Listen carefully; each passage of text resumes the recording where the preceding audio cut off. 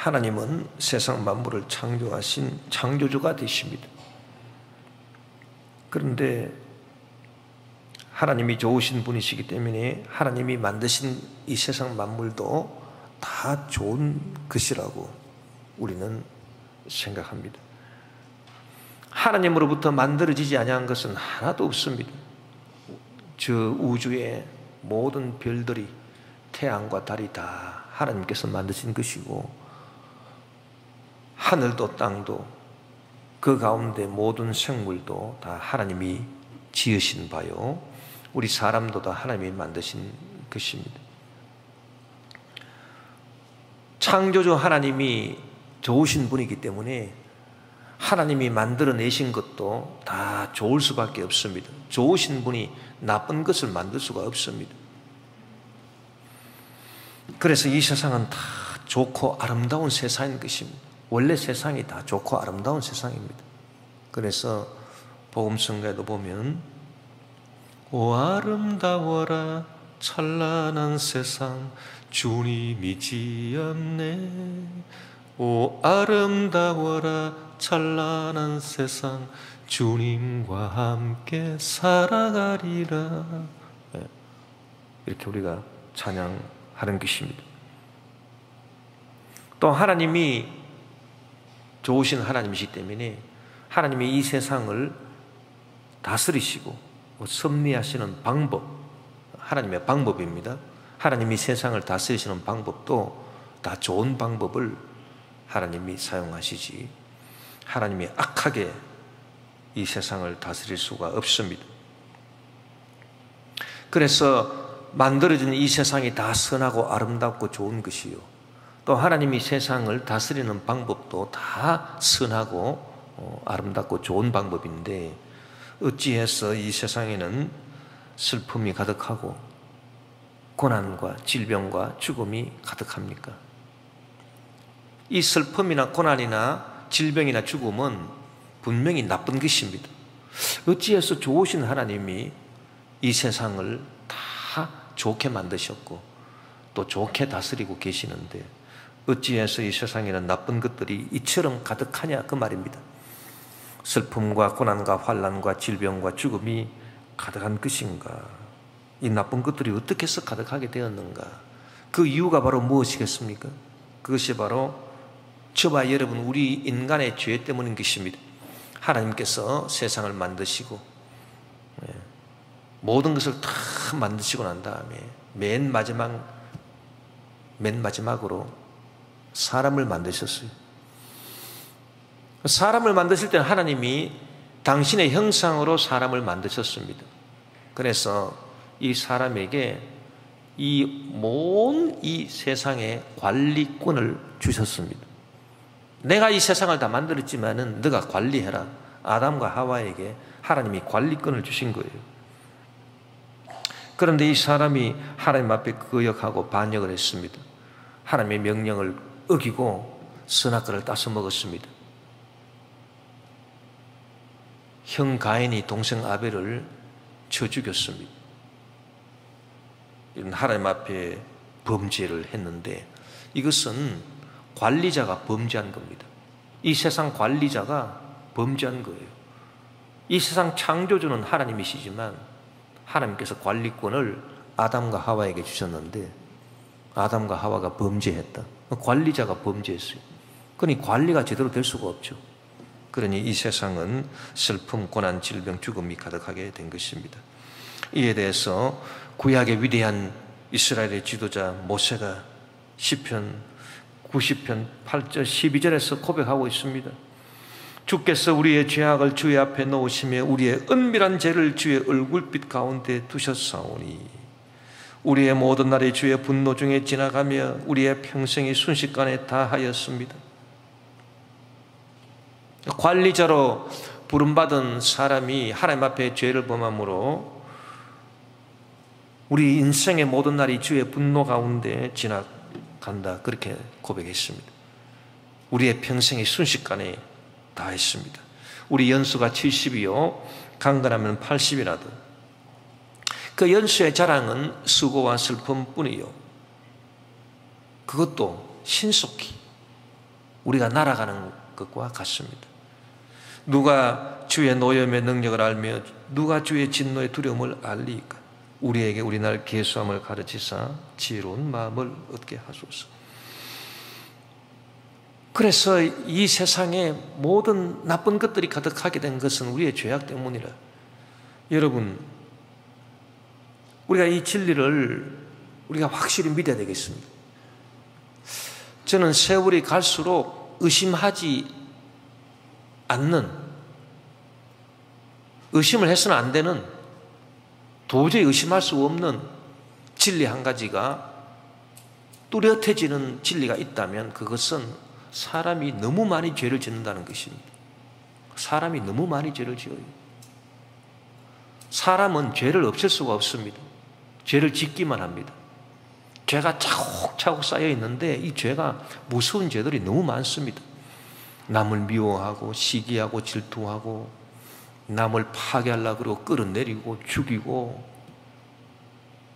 도둑질하고 사기치고 남의 것을 빼앗는 그런 죄들, 하나님의 십계명을 어기는 죄들 매일매일 범하고 있습니다. 생각으로 죄를 짓습니다. 말로 죄를 짓고요. 말로, 생각으로, 말로 죄를 짓고 행위로 죄를 짓습니다. 모르고 짓는 죄도 많지만 알고 짓는 데가 더 많습니다. 또 어떤 사람은 마음은 죄를 짓지 않고 싶어도 육신이 약해서 또 어떤 구조적인 그 죄악 속에 들어가서 다 죄를 지어요. 선량한 사람도 어떤 회사에 취직하게 되면 그 회사가 구조적으로 악한 일을 하는데 거기에 함께 참여할 수밖에 없습니다. 선량한 사람도 어떤 정당에 속하지 않습니다. 그러면 그 정당이 지향하는 어떤 악한 일에 같이 동참할 수밖에 없습니다. 좌우지간 이래 죄를 짓고 저래 죄를 짓고 이 죄가 얼마나 많은지 말로 다 알 수가 없어요. 개인이 죄를 짓고 나라가 죄를 짓습니다. 집단이 죄를 짓습니다. 도대체 이 많은 죄 어떡하겠습니까? 그렇기 때문에 온 우주에 온 세상에 나쁜 것들이 들어왔어요. 사망과 죽음과 슬픔과 괴로움이 가득한 세상이 되어버리고 마는 것입니다. 뭐 사람만 그런 탄식을 하는 것이 아니고 온 피조물이, 벌레 한 마리도 다 탄식하고 있는 겁니다. 그것이 바로 우리의 죄 때문이다. 자, 이렇게 많은 죄를 어떻게 해결할 수 있느냐? 사람은 절대로 죄를 해결할 수가 없습니다. 제가 내린 결론입니다. 이것은 하나님이 우리에게 가르쳐준 진리고요. 저는 이 진리를 이제 절대 의심하지 않습니다. 사람은 사람의 힘으로 자기의 죄를 어찌할 수 없습니다. 이 죄를 없애는 유일한 방법은 이 세상을 만드시고 인생을 만드신 하나님의 피 아니고서는 이 죄값을 갚을 수가 없습니다. 그래서 하나님의 아들 예수 그리스도가 이 땅에 오신 거예요. 그 크신 하나님의 사랑, 말로 다 형용 못하네. 저 높고 높은 별을 넘어 이 낮고 낮은 땅에 죄범한 영 구하려 그 아들 보내사, 그 아들, 하나님의 아들, 하나님이십니다. 하나님의 아들은 사람이 아닙니다. 사람의 아들은 사람이지만 하나님의 아들은 하나님이시죠. 하나님의 아들 예수 그리스도의 땅에 오셔서 십자가에 못 박혀 죽으시고 온몸에 물과 피를 다 흘리심으로 하나님의 피가 흘려져서 이 세상의 모든 죄를 다 씻어낼 수가 있는 것입니다. 이것만큼 확실한 진리가 어디 있겠습니까, 여러분? 그렇기 때문에 우리가 하나님을 믿고 예수를 믿는 거예요. 이 진리는 누가 흔들 수가 없어요. 어떤 인간의 철학이나 사상이나 이론으로 이 진리를 흔들 수가 없습니다. 그래서 우리는 하나님을 믿고 주님을 예배하는 것입니다. 성경은 분명히 우리에게 약속했습니다. 이 진리를 믿고 주님을 구주로 받아들이는 사람, 주님으로 받아들이는 사람은 죄에서 죄사함의 은혜를 받을 것이다. 죄에서 해방된다. 죄의 권세에서 해방을 받는다. 하나님의 자녀가 된다. 또 오늘 본문이 우리가 뭐라고 말씀해 주고 있습니까? 오늘 본문 로마서 8장 28절에 우리가 알거니와 하나님을 사랑하는 자, 이 진리를 알고 하나님을 사랑하고 하나님을 믿는 사람입니다. 예수 그리스도를 주로 모신 사람들입니다. 곧 그의 뜻대로 부르심을 입은 자들에게는 모든 것이 합력하여 선을 이루느니라. 자, 이제 우리가 예수 그리스도로 말미암아 죄 사함을 받게 되었으니 하나님의 자녀가 되었으니 이 원상 회복되는 것은 또 마땅한 이치가 아니겠습니까?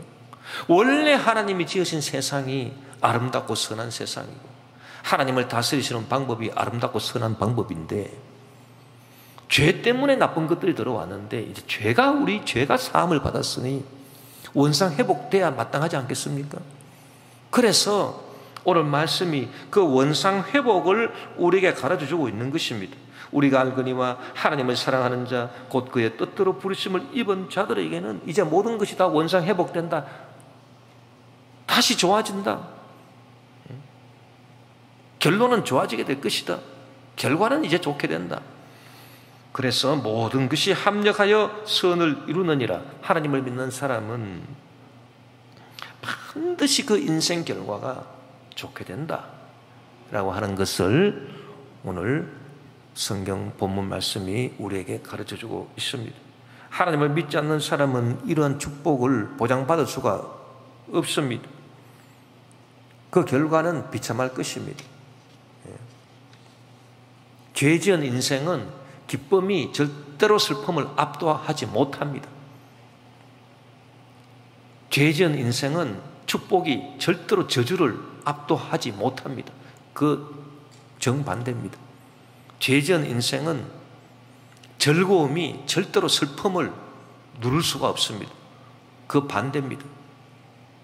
죄 문제가 해결되지 않으면요 결국은 다 허무하게 될 수밖에 없어요. 결과는 죽음 아니겠습니까?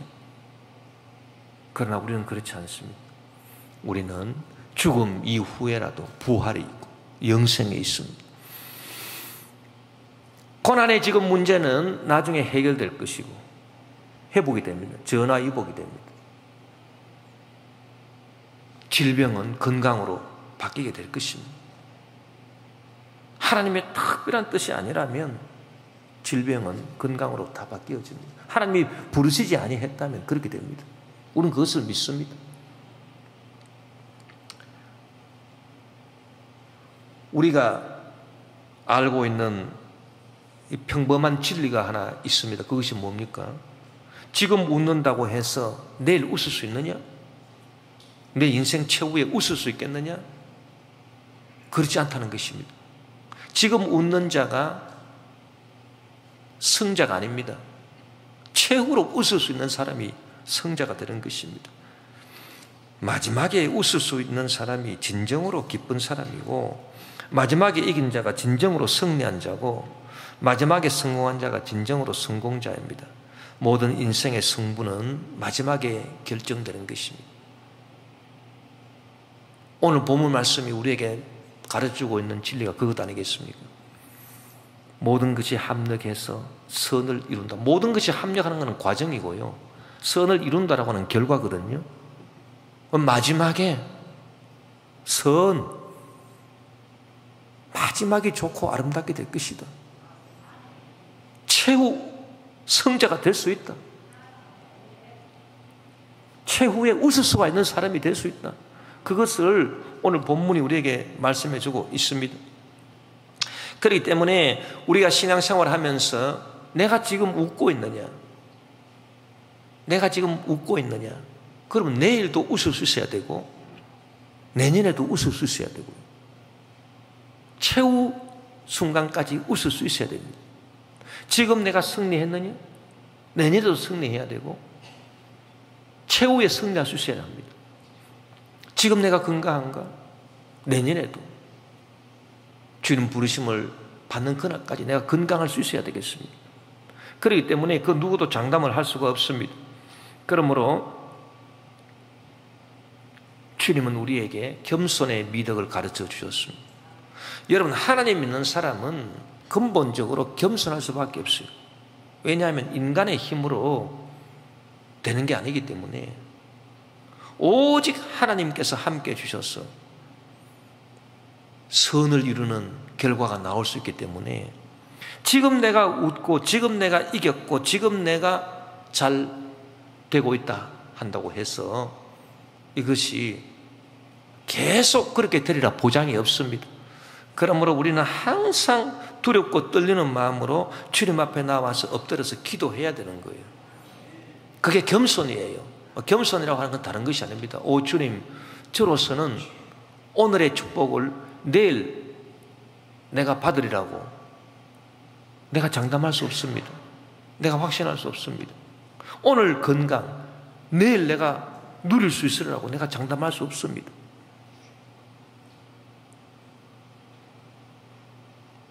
오늘 건강하다고 내일 건강 보장이 됩니까?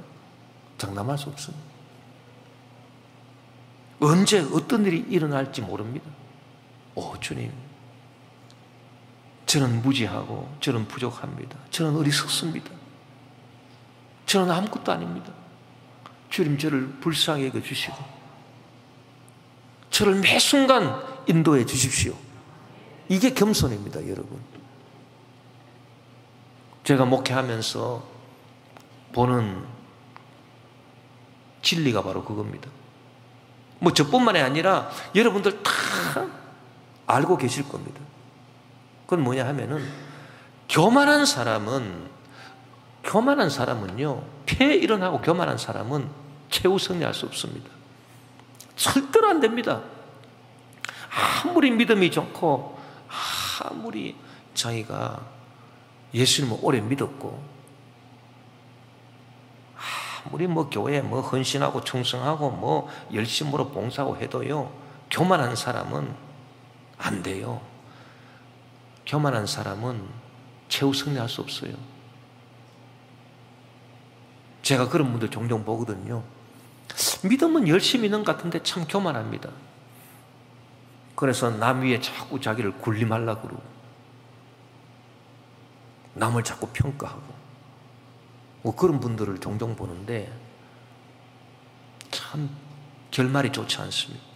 반드시 좋지 않습니다. 왜? 겸손하지 않기 때문에. 내일 축복을 장담할 수 있습니까? 절대 없습니다. 어거스틴의 제자들이 어거스틴에게 와서 물었습니다. 선생님, 우리가 신앙생활할 때 첫 번째 미덕이 무엇입니까? 겸손이다. 두 번째 미덕이 무엇입니까? 겸손이다. 세 번째 미덕이 무엇입니까? 겸손이다. 겸손의 미덕을 가르쳤습니다. 저나 우리 주회종들이나 우리 성도 여러분 모두가 다 주님 앞에 한없이 겸손해졌으면 좋겠습니다. 이것이 오늘의 축복을 내일의 축복으로, 영원한 축복으로 연결시켜주는 가장 위대한 능력입니다. 겸손이. 그 다음, 지금 우는 자 계십니까? 지금 슬픈 자 있습니까? 지금 절망하고 낙심한 분 계십니까?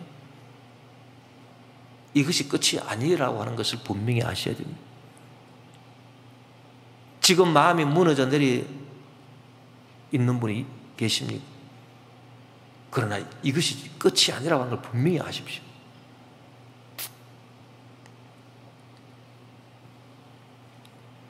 저는 뭐 목회를 하면서 항상 이렇게 성도님들 기도 제목을 받고 이렇게 하니까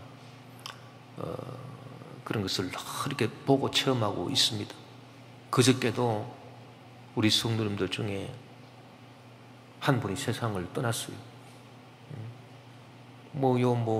한 달반도 되지 않았는데 이 칫솔질을 하는데 자꾸 입에서 피가 나서, 잇몸에 피가 나서 뭐가 잘못됐나 이래서 뭐 나이도 젊습니다. 아주 참 아리따운 아가씨예요. 30도 되지 않았어요.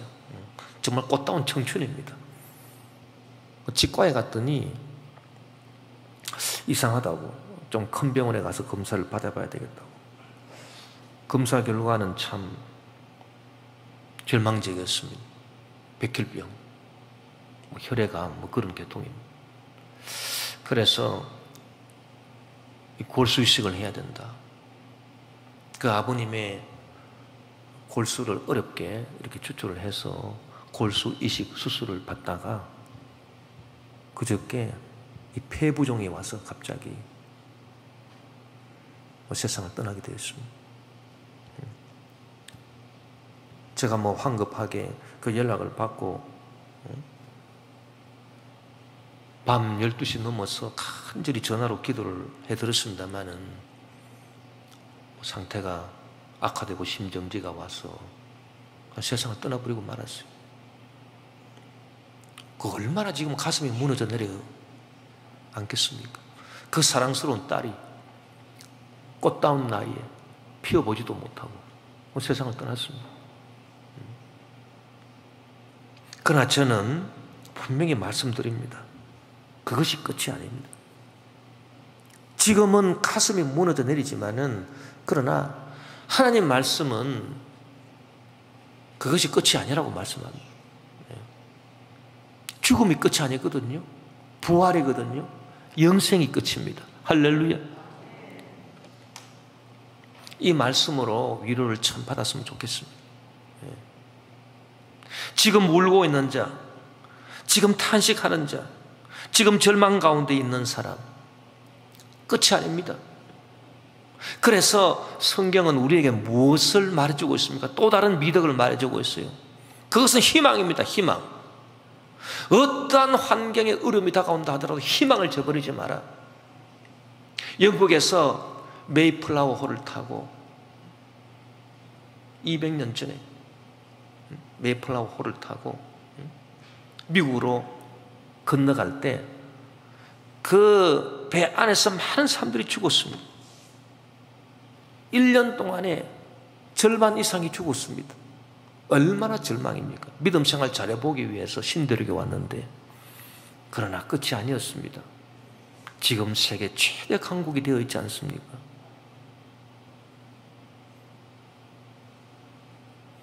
그렇기 때문에 여러분, 신앙생활에 또 다른 하나의 미덕이 있어요. 그게 뭔지 아십니까? 희망입니다. 희망. 어떠한 일이, 어떠한 난관이, 어떠한 절망이 우리에게 닥친다 하더라도 이것이 끝이 아니다. 모든 것은 합력해서 반드시 결과는 좋게 된다. 그러므로 희망을 가져라. 그래서 예수님께서 성경을 통해서, 말씀을 통해서 우리에게 가르쳐주는 두 가지 미덕은, 첫째 겸손이고 그 다음에는 희망입니다. 우리는 겸손과 희망을 갖고 날마다 주님 앞에 나와서 기도하면서 신앙생활 해야 될 것입니다. 좋으신 하나님은 어떻게 우리의 삶 가운데 역사하셔서 이 결과를 좋게 만들어 주시느냐? 오늘 말씀에 모든 것이 합력하여 선을 이룬다, 좋게 된다. 이 합력하는 이 과정을 통해서 결과가 좋게 된다, 그렇게 말씀하셨는데, 이 합력하는 과정 중에 무엇이 들어가길래 결과가 좋게 될 것인가? 그것을 우리가 알아봐야 되겠습니다. 첫째로 들어가는 것은, 이 합력한다라고 하는 것은 어울린다는 뜻입니다. 무엇이 어울리느냐? 시간이 어울립니다. 하나님의 때에 하나님의 도우심이 결정적으로 주어진다는 사실입니다. 그렇게 해서 시간이 들어가서, 하나님의 때가 들어가서 때를 따라서 하나님이 역사하심으로 좋은 결과가 나오게 됩니다. 이 때를 따라서 역사하시는 이 과정에 들어가서 결과가 좋게 된다, 그 말씀입니다. 히브리서 4장 16절에 보니까, 그러므로 우리는 긍휼하심을 받고 때를 따라 돕는 은혜를 얻기 위하여.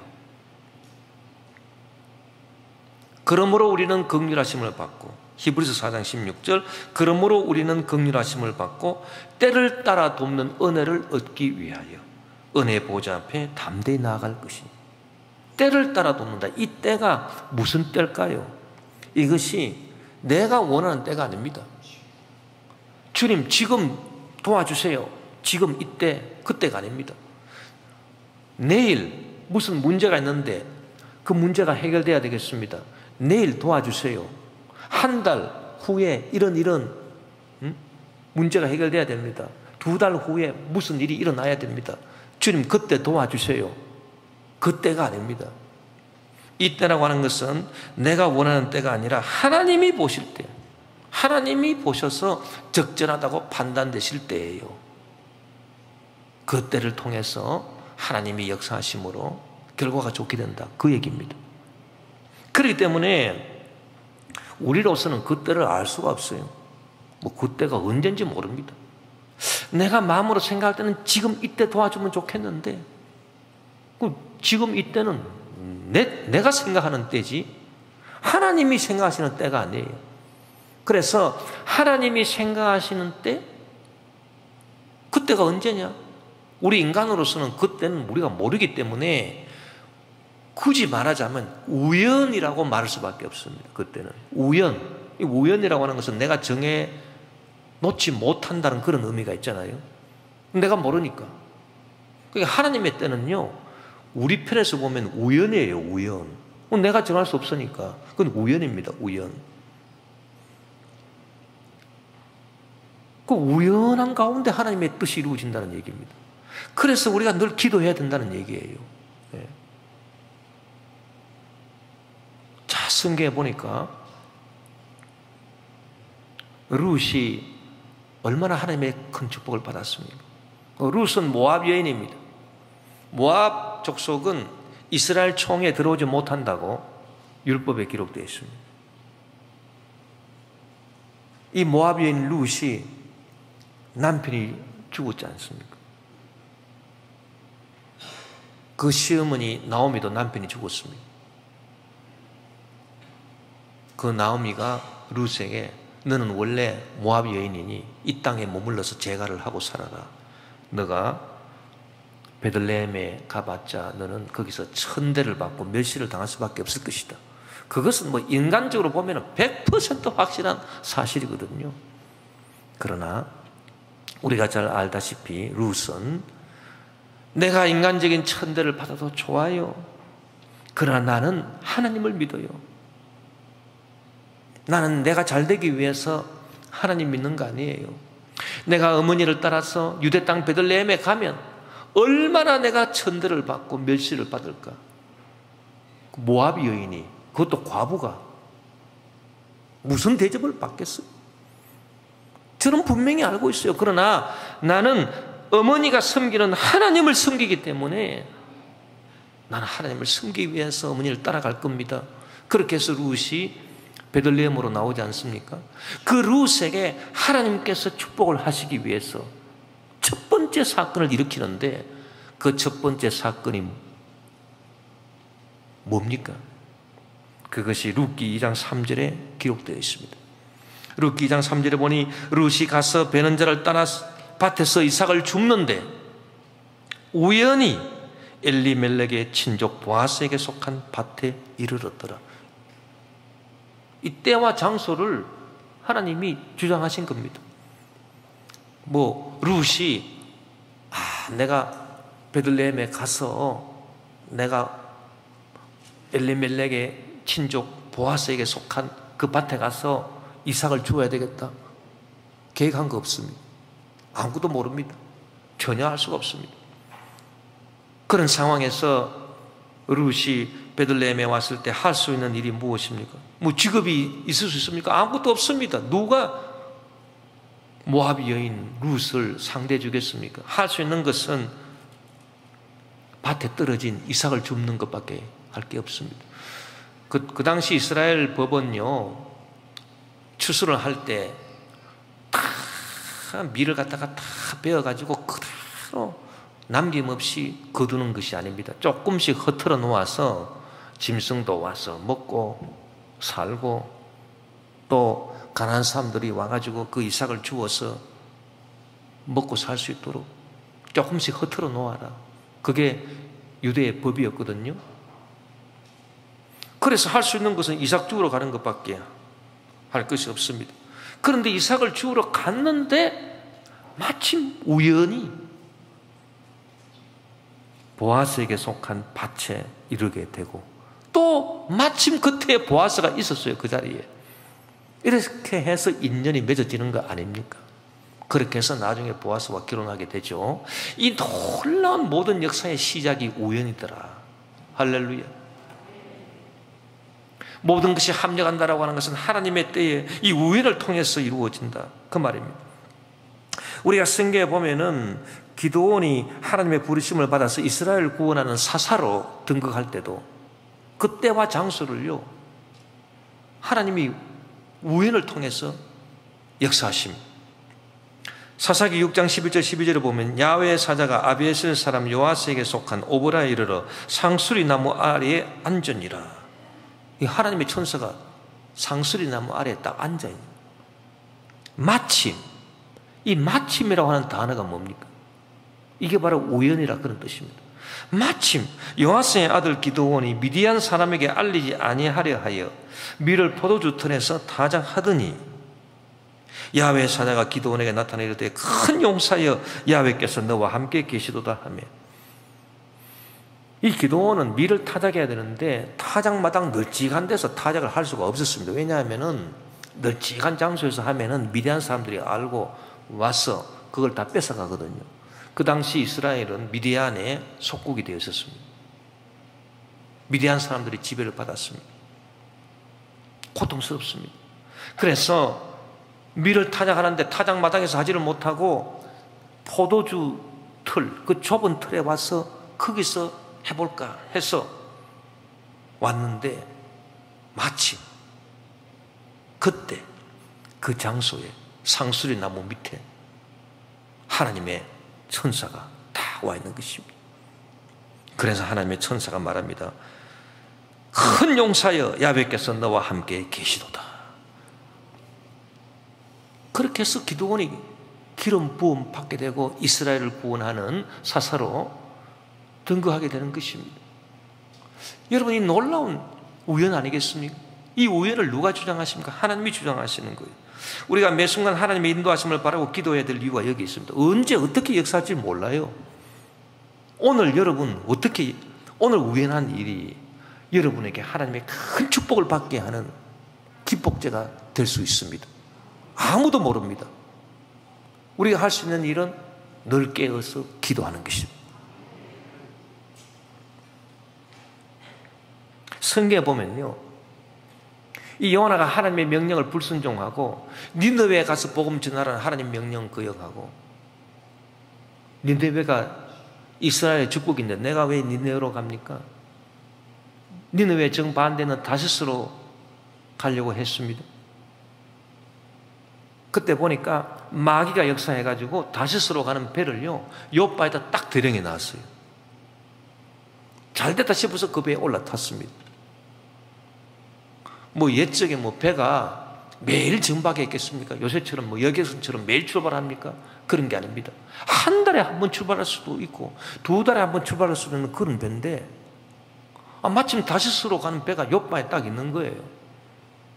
요나 1장 3절에 보니 그러나 요나가 야훼 얼굴을 피하려고 일어나 다시스로 도망하려 하여 요바로 내려갔더니 마침 다시스로 가는 배를 만난지라 야훼의 얼굴을 피하여 그들과 함께 다시스로 가려고 뱃삭을 주고 배에 올랐더라. 이때 마침, 이것도 우연입니다. 이런 마귀 역사도 우연히 일어납니다. 그렇기 때문에 우리 조심해야 되는 거예요. 깨어서 기도해야 합니다. 우연히 배가 딱 와있길래 아이고 잘됐다 싶어서 배를 딱 탔는데 그 배가 큰 풍랑을 만났어. 결국 요나가 물고기 뱃속에 들어가는 고난을 겪게 되고, 여러분, 하나님의 도우심 뿐만이 아니라 마귀 역사도 이 우연을 통해서 일어나거든요. 그렇기 때문에 이 우연을 저는 모릅니다. 주장해 주십시오. 항상 기도하는 마음으로 주님의 인도하심을 받아야 돼요. 그래야 모든 것이 합력해서 하나님의 뜻이 이루어지는, 하나님의 선이 나타나게 되는 것입니다. 또한 하나님의 도우심은 모든 것을 합력하셔서 이루신다고 했는데, 이 모든 것을 합력한다고 하는 것은 사건들을 말합니다.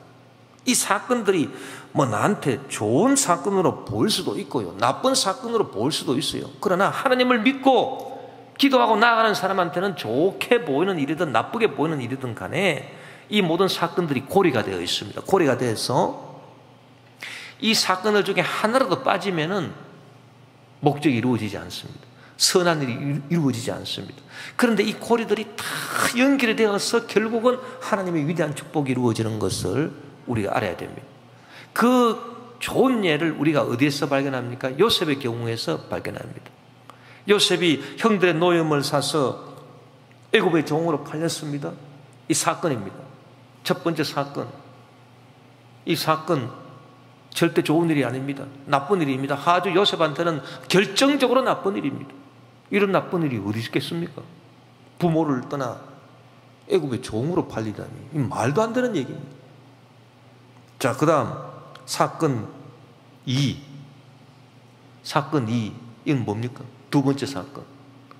종으로 팔렸는데 바로의 호위대장 보디발의 집에 종으로 팔렸어요.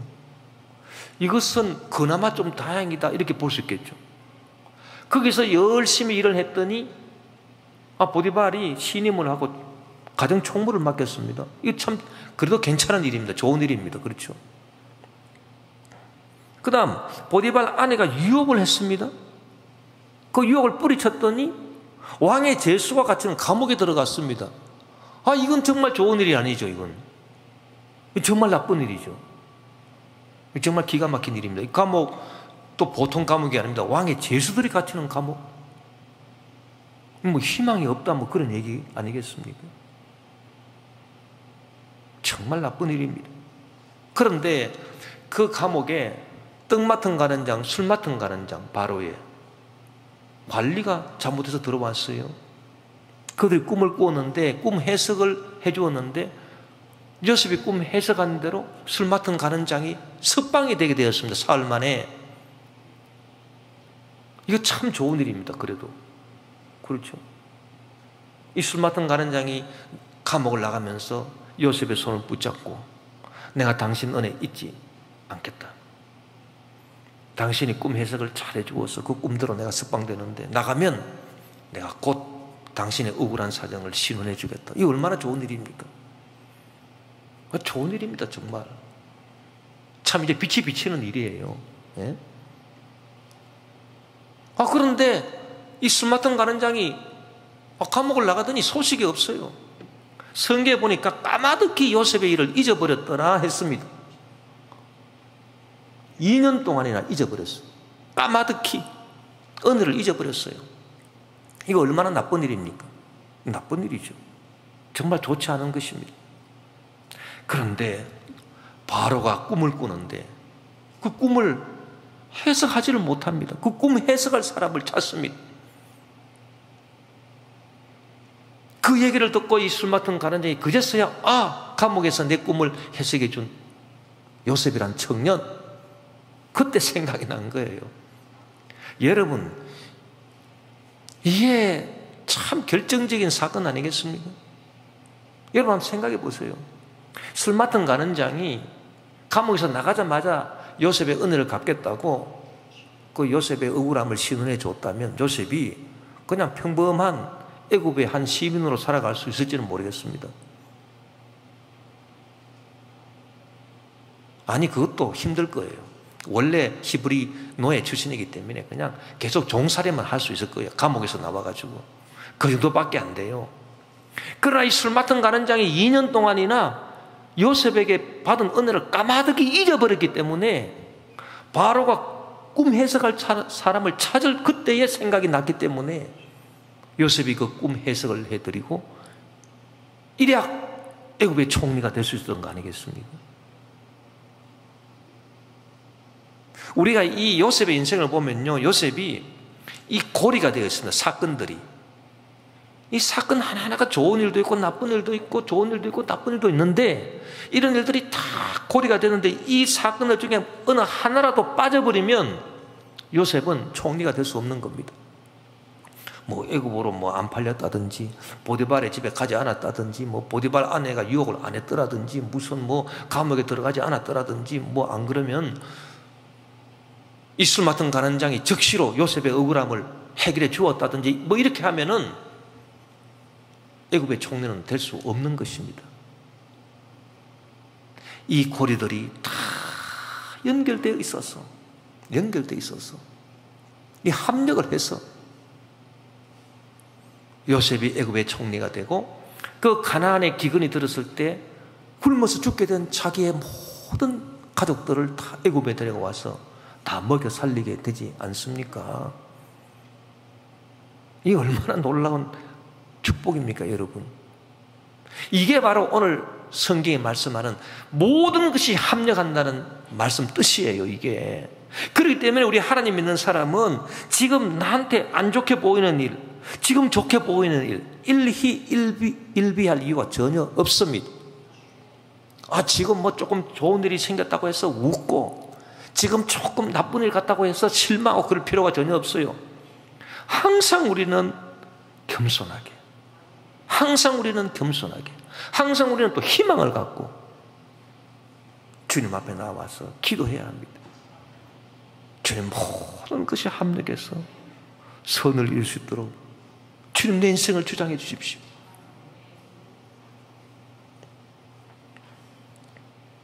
하나님의 도우심은 모든 것이 합력한다. 또 사람과의 만남을 통해서 역사하십니다. 사람과의 만남 아주 중요합니다. 이것도 하나님이 다 역사하십니다. 여호수아는 모세와의 만남을 통해서, 엘리사는 엘리야의 만남을 통해서, 디모데는 바울과의 만남을 통해서 주님 뜻을 자기 인생 가운데 이룰 수 있었습니다. 뭐 저는 두말할 거 없습니다. 조영기 원로 목사님과의 만남이 없었다면 저는 이 자리에 없습니다. 저는 주의 종이 된 거 한 번도 후회해 본 적이 없고요. 정말 저는 행복하거든요. 주의 종이 된 것이 너무너무 감사하거든요. 조영기 원로 목사님과의 만남이 없었다면 저는 이 자리에 없습니다. 그리고 그 만남을 주도하시는 분이 누구냐? 하나님이십니다. 저는 뭐 상상할 수도 없는 일을 하나님 만드십니다. 제가 1990년에 목사 안수 받고 감리교 신학대학원으로 들어갔습니다. 그때 내가 왜 감리교 신학대학원에 들어갔느냐? 우리 순복음 교단에서는요, 교육부에서 인정해주는 석사학위가 없었어요.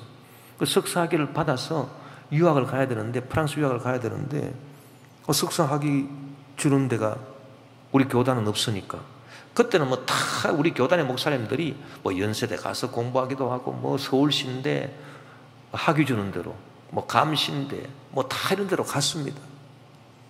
지금은 한시대가 있어서 참 자랑스럽게 한시대가 참 교육부에 참 인정받는 좋은 대학으로 되어 있지만, 그래서 갔는데요, 가서 공부를 하는데 프랑스 유학을 꿈꾸고 있는데 프랑스에서 공부하신 교수님이 한 분도 없어요. 뭐 전부 다 뭐 독일 신학, 뭐 안 그러면 또 미국 신학 이런 거 말씀하시니까, 그럼 나는 프랑스 유학에 대한 소원이 있는데 누가 나한테 프랑스 신학을 가르쳐줍니까? 철을 가르쳐줍니까? 내가 어떻게 프랑스 유학 갈 수 있겠습니까? 근데 저는 꿈이 있었으니까, 하나님 주신 꿈이 있었으니까 계속해서 기도했습니다. 간절히 기도하고 뭐 프랑스 공부하고 뭐 저 회연동에 알리앙스 퐁세즈를 그냥 그냥 내 집 문간 들듯이 그냥 들락날락 하면서 정말 무지무지하게 고생하면서 공부하면서 기도했습니다. 그런데 참 하나님이 어떻게 역사하시냐? 지금은 뭐 은퇴하셨습니다. 은퇴하시고 이화여대 명예교수로 계시는데, 그 이화여대 기독교학과 교수로 오래 계시고 아주 우리 대한민국의 참 훌륭한 학자입니다. 그러니까 양명수 교수님이라고 서울법대 졸업하시고 이화여대 교수하신 훌륭한 교수님이 계신데, 그때 그분이요, 프랑스 스트라스부르에서 박사학위를 받고, 신학 박사학위를 받고 1990년 그때 귀국하셔가지고 감신대학원에 시간 강사로 오신 겁니다. 시간 강사로. 그 저를 만나게 됐어요. 또 어떻게 저를 만나게 됐느냐? 그 양명수 교수님의 사모님이 또 우리 집 사람하고 예전에 여의도 순복음교회 대학부에서 언니 동생 하면서 이렇게 교제를 했던 적이 있어요. 그 연줄로 알게 된 거예요. 그래서 제가 양명수 교수님을 통해서 그때 또 시간 강사로 오셨기 때문에 교수님이 시간이 많았습니다. 그래서 우리가 스터디 그룹을 만들어서 일주일에 2번씩 만나가지고 열심히 제가 3년 동안을 그분한테 프랑스 신학 철학에 대해서 배웠습니다. 그것이 기본이 돼가지고 제가 프랑스 소르본느 대학으로 유학할 수가 있었습니다. 자, 그 우연을 누가 주장하겠습니까? 그런 우연을. 제가 그것을 어떻게 할 수 있습니까? 제가 어떻게 그걸 주장할 수 있습니까? 아무것도 할 수 없습니다. 뭐 이런 얘기를 들려면 뭐 많습니다. 제가 참 많아요.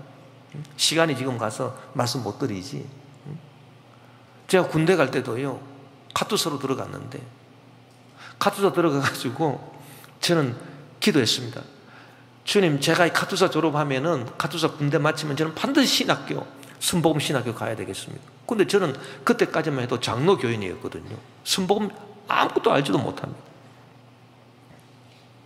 캠프 험프리 가서 카투사 교육받고 자대 배치를 받기 위해서 용산으로 왔습니다. 인사계가 우리를 보고 하시는 말씀이, 용산에도 부대가 있고 미 제2공병 사단, 용산에도 부대가 있고 본부가 있고 평택에도 있고 뭐 김포에도 있고 뭐 몇 군데 있다는 얘기.